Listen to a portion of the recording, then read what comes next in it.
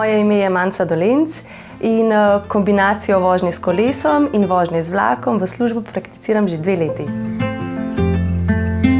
Vsako jutro najprej sedem na kolo, se odpeljem na železniško postajo v Škofji Loki, tam kolo parkiram, se usedem na vlak in se z vlakom odpeljem v Ljubljano.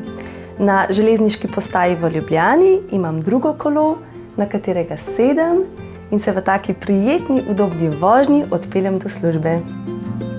Vožnja z vlakom omogoča nekaj minut dragocenega časa, ki ga lahko izkoristim za branje, razmislek, mogoče celo kratek dremež ali kratek telefonski pogovor. In to so vse stvari, ki jih v bistvu v avtomobilu ne moremo početi, ne?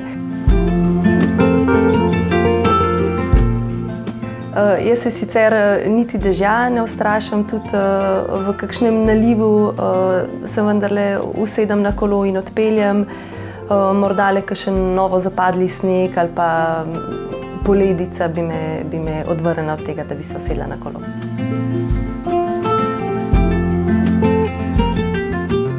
Jaz bi se lahko usedla v avto, pa bi se odpeljala. Ampak dejansko nekako, kako bi rekla, moja vest mi dejansko ne da mi miru. Vendarle mislim, da smo nekoliko razvajeni. Mislim, da je struktura vsaj v teh urbanih središčih zadosti dobra in dejansko tam, kjer so možnosti, ne vidim razloga, da se tega ne bi posluževali. Odkar prakticiram to intermodalnost, sem nekako opazila, da se vse več ljudi tega poslužuje, kar je izjemno pohvalno, tako da menim, da te načini vsekakor obstajajo in spodbujam, da ljudje naredijo en premislek v tej smeri. Ekološki vidik, finančni vidik, manjša onesnaženost mest, prispevek za zdrav duh v zdravem telesu. To so prednosti, ki dejansko prekašajo vse morebitne izzive, ki bi se pojavili ob takšnem načinu poti v službo.